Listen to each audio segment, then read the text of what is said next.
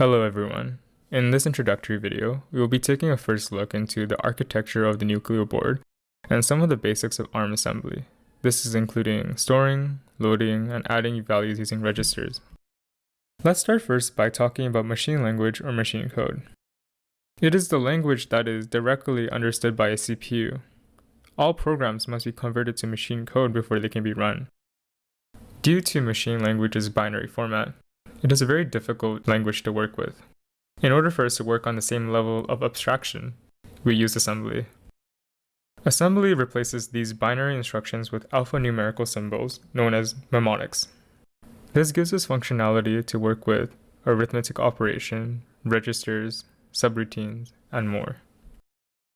Our controller is a RISC processor, short for Reduced Instruction Set Computer. In general, this architecture utilizes a smaller but highly optimized set of instructions. Specifically, the ARM controller that we are using has a load-store memory model. This means that our only instructions to access memory is load and store. This will make more sense in a bit. On the STM32 IDE, I have written a program that adds two integers together. After building and compiling, the IDE produces a list file. Here, every line in C has its equivalent set of instructions written in ARM assembly. Let's start by going through what these values mean. Starting with the first number on the left, this is the address of the instructions stored in our microcontroller's flash memory. The number to the right is the hexadecimal representation of the machine language's binary instruction. And the last few values that we see at the end are the ARM assembly instructions and operands. Let's take a closer look at these instructions.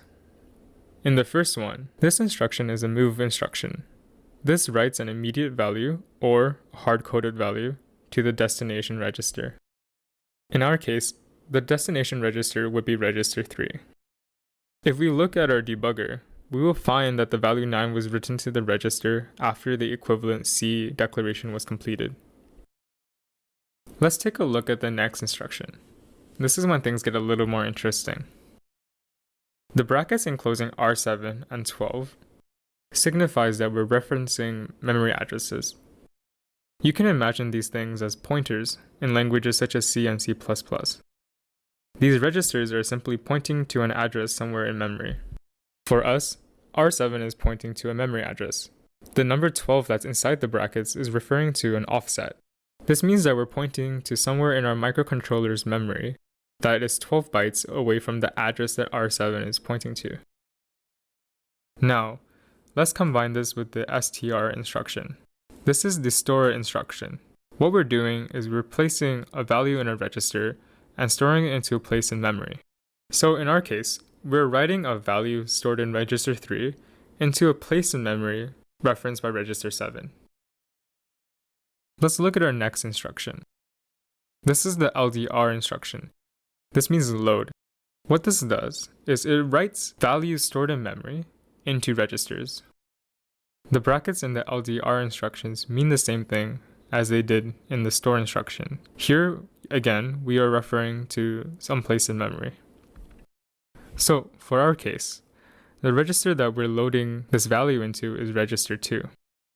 We're loading the previous value that we placed in earlier in this video.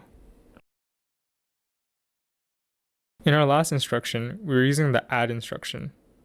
This adds two registers together and places its sum into the first register.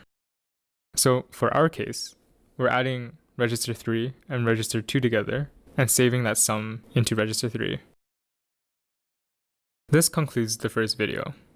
I hope that this video was able to help clarify concepts about ARM assembly in regards to loading, storing, and referencing memory.